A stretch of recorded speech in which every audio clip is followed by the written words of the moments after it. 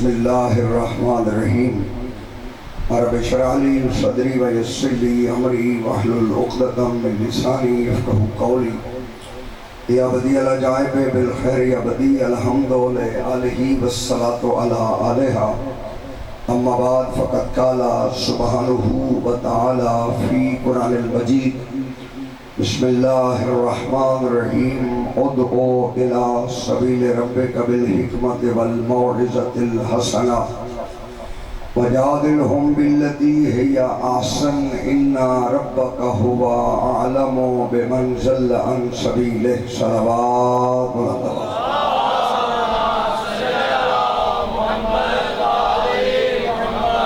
حکم ہو رہا ہے پروردگار کا میرا حبیب انہیں دعوت دو اللہ کی سبیل کی طرف بڑی حکمت کے ساتھ بڑی دانائی کے ساتھ والموعظۃ الحسنہ واضح حسنہ کے ساتھ خوبصورت واز کے ساتھ انہیں اللہ کی سبیل کی دعوت دو وجادلہم باللتی ہی احسن میرا رسول اگر کوئی جھگڑا کرے تو آسن لہجے میں بات کرنی ہے ان سے جھگڑا بھی نہیں کرنا ان ربک هو عالم بمن ضل عن سبیلہ تیرا رب بہتر جانتا ہے کہ کون کون اس کی سبیل سے ہٹا ہوا ہے پروردگار یہ جانتا بھی ہے کہ سبیل پہ کون کون نہیں ہے پھر بھی پروردگار مصطفیٰ سے کہہ رہا ہے کل ہم نے جہاں پہ اپنی گفتگو کا اختتام کیا تھا کہ پروردگار نے اس انسان کو بڑا کمزور خلق کیا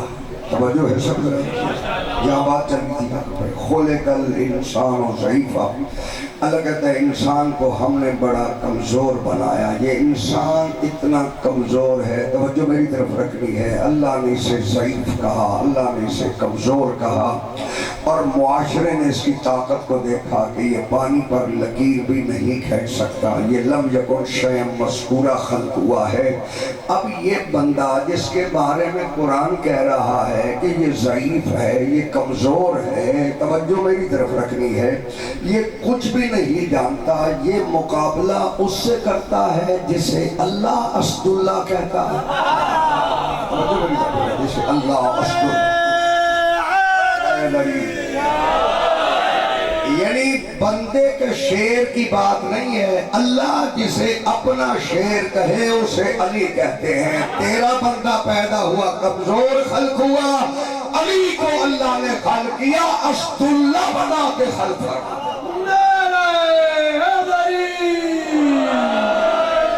انسان خلق ہوا تو کمزور تھا صرف کمزور ہی نہیں تھا قرآن نے کہا یہ نجس بھی ہے توجہ میری طرف رکھیے یہ نجس بھی ہے تو معلوم ہوا انسان کی حقیقت کمزوری پہ ہے انسان کی حقیقت نجاست پہ ہے یعنی یہ نجس پیدا ہوا ہے اور اللہ نے علی کو جب بھیجا ہے تو یہ تمیز بنا کر بھیجا ہے کہ محمد جب بھی کسی کو پہچاننا ہو کہ ان میں حلالی کون ہے حرامی کون ہے اس کے سامنے علی کا نام لے اگر بغض رکھتا ہے تو حرامی ہے محبت رکھتا ہے تو حلالی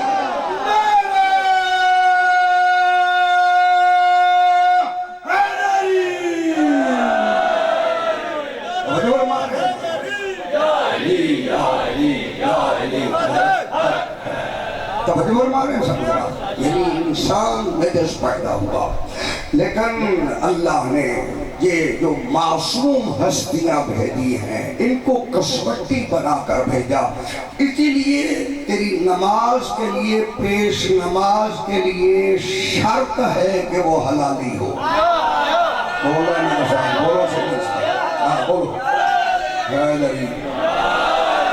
یعنی یہ کسی فرقے کی بات نہیں ہے جتنے بھی اثنا عشری توجہ رہے فرقے سے تعلق رکھتے ہیں جاؤ اپنی توضیح المسائل اٹھاؤ کہ جہاں پیش نماز کی شرائط ہیں کہ پیش نماز ایسا ہو ایسا ہے ایسا ہو اس میں ایک شرط یہ ہے کہ پیش نماز حلالی ہو یعنی نماز اس کے پیچھے ہوگی جو حلالی ہوگا جاگنا میرے ساتھ نماز اس کے پیچھے ہوگی جو حلالی ہوگا. اب کون پوچھے گا کہ قبلہ صاحب آپ کے والد کا شجرہ کیا ہے, آپ کی ماں کا شجرہ کیا ہے؟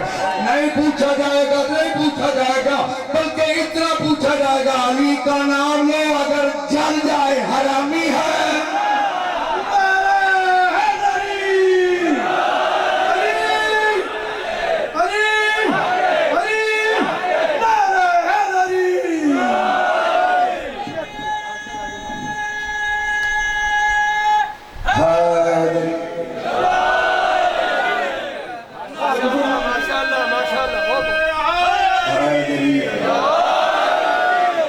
کسوٹی بندوں کی بنائی نہیں ہے, یہ معصوم نے فرمایا ہے کہ پیش نماز حلالی ہو. توجہ رہے, حلالی ہونے کی توجہ رہے. صرف ایک ہی دلیل ہے کہ اگر علی سے محبت کرتا ہے تو حلالی ہے, اگر علی سے بغض رکھتا ہے تو حرامی ہے. جب بغض علی رکھنے والے کے پیچھے نماز نہیں ہوتی, علی کا دل میں بغض رکھ کے نماز پڑھنے کا فائدہ کیا ہے؟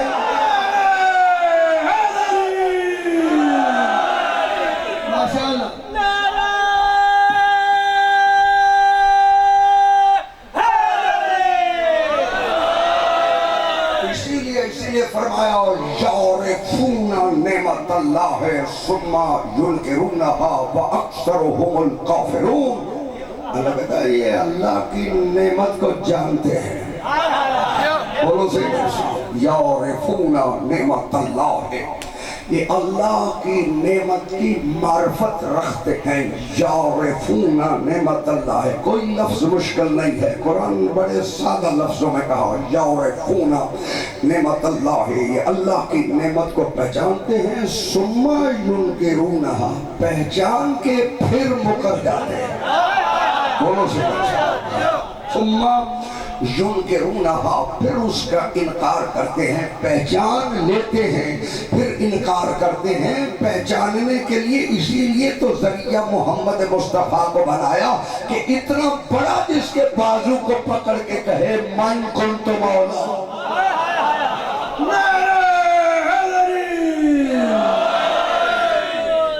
یعرفون نعمت اللہ ثم ینکرونہا. توجہ ہے سب, آیت ہے قرآن کی, روایت نہیں ہے. یعرفون نعمت اللہ, یہ اللہ کی نعمت کو پہچانتے ہیں. ثم ینکرونہا, پھر اس کا انکار کرتے ہیں. واکثرهم الکافرون, اللہ کہتا ہے انہی کی اکثریت کافروں کی ہے. بولنا میرے ساتھ, یہ قرآن ہے. اکثرهم الکافرون, انہی کی اکثریت کافروں کی ہے. معلوم ہوا صرف محمد رسول اللہ کے منکر کو قرآن نے کافر نہیں کہا, علی ولی اللہ کے منکر کو بھی.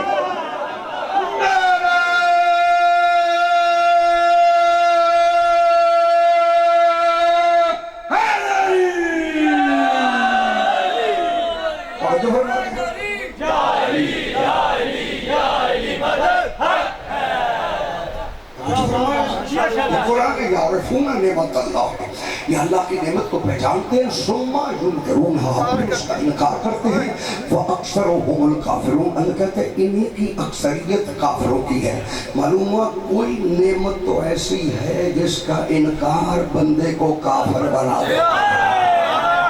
بولو تو سے کوئی نعمت اللہ کی ایسی ہے کہ جس کا انکار بندے کو کافر بنا دیتا ہے. میرا مجمع جاگ رہا ہے تو میں جملہ کہنا چاہتا ہوں, کم از کم اس نعمت کو تلاش تو کر لینا چاہیے کہ وہ کون سی نعمت ہے جس کا انکار بندے کو کافر قرار دے دیتا ہے. اب رسول کا توجہ رہے, جب اللہ نے پیغام دیا کہ میرا حبیب وَإِن لَمْ تَفْعَلْ فَمَا بَلَّغْتَ رِسَالَتَهُ, اگر تو نے آج اس نعمت کا اعلان نہ کیا تیری رسالت خطرے میں ہے. تو نے نعمت کو نہ مانا, تیری مسلمانی کیسے بچے؟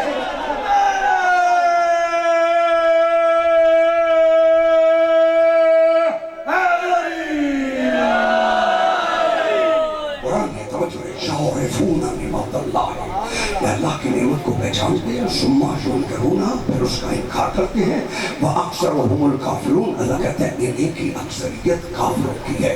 توجہ میں بالکل قریب آپ کے بات کرنا چاہتا ہوں، میرے سارے جتنے بھی محترم سامعین تشریف فرما ہیں، بندے نعمت کو گننے لگتے ہیں تو روٹی بھی نعمت ہے،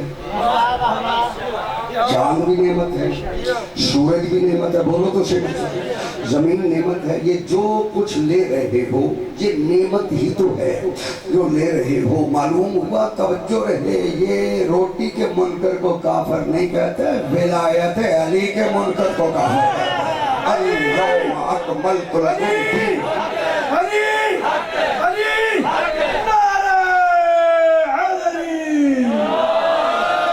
اسی لیے پروردگار نے قرآن مجید میں ارشاد فرمایا یوم ينفخ في الصور ففزع من في السماوات ومن في الارض الا من شاء اللہ۔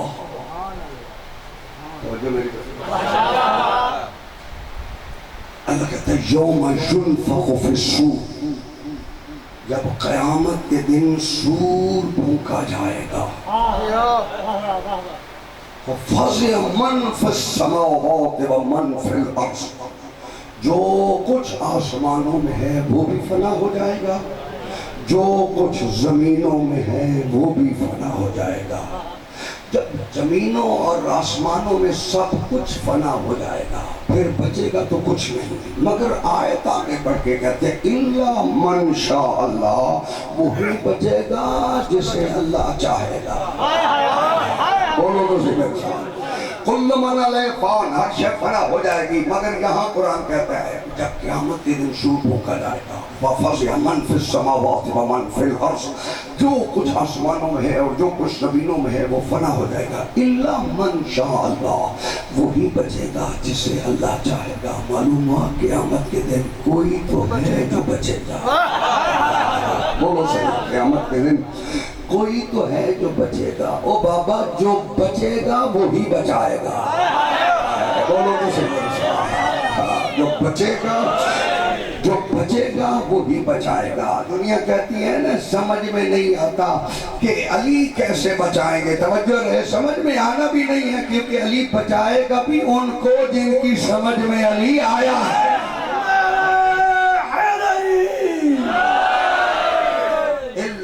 من شاء اللہ، وہی بچے گا جسے اللہ چاہے گا۔ کوئی ہے جو اللہ کی چاہت ہے؟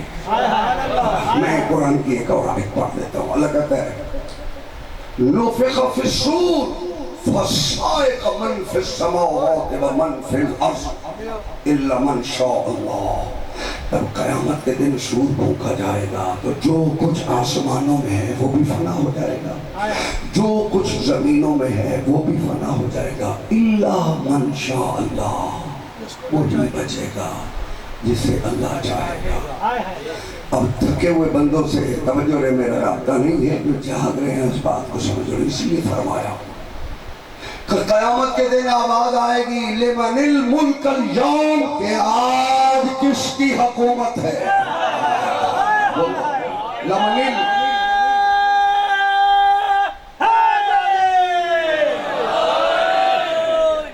لمن الملک اليوم، آج کس کی حکومت ہے؟ اس کا مطلب ہے قیامت کے دن ندا آئے گی، کوئی تو بولے گا جو کہے گا آج کس کی حکومت ہے۔ بولو صحیح میرے ساتھ، اگر اللہ بولے تو اللہ بولے گا بھی تو کسی کی زبان سے بولے گا۔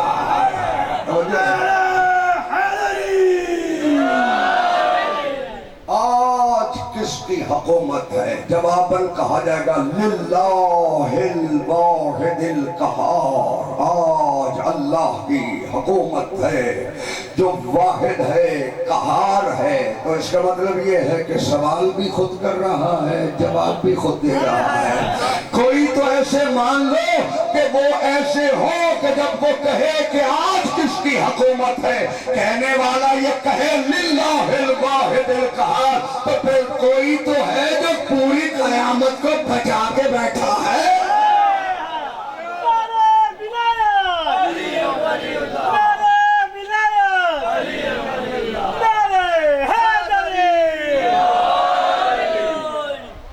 للہ الواحد القہار، آج اس قہار کی حکومت ہے۔ کوئی تو کہے گا چلو میں اور قریب آ جاتا ہوں، کہا الا من شاء اللہ، وہی بچے گا جسے اللہ چاہے گا۔ اللہ کہتے ہیں ثم نفخ فیہ اخری، پھر سور پھونکا جائے گا۔ پہلی مرتبہ تو اسرافیل نے سور پھونکا، سب کچھ فنا ہو گیا۔ پھر اسرافیل کو ختم کرنے کے لیے کون سور پھونکے گا؟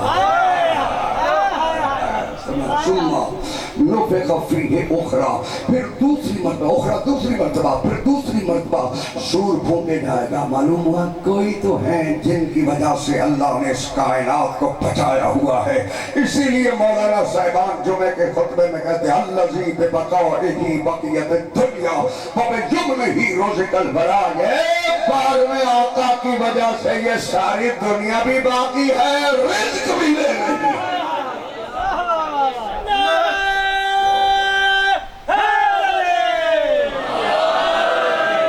اسی وجہ ہے یہ امر ہے، کسی اولی الامر کی ضرورت ہے۔ جتنی آپ چاہیں گے میں اتنی بات کروں۔ پیغمبر اکرم سے اب یہ اولی الامر میں بھی تو بڑی تشریح ہو گئی، بڑی کتابیں لکھی ہیں کہ فلاں بھی اولی الامر ہے، فلاں بھی اولی الامر ہے، مگر اولی الامر وہی ہوگا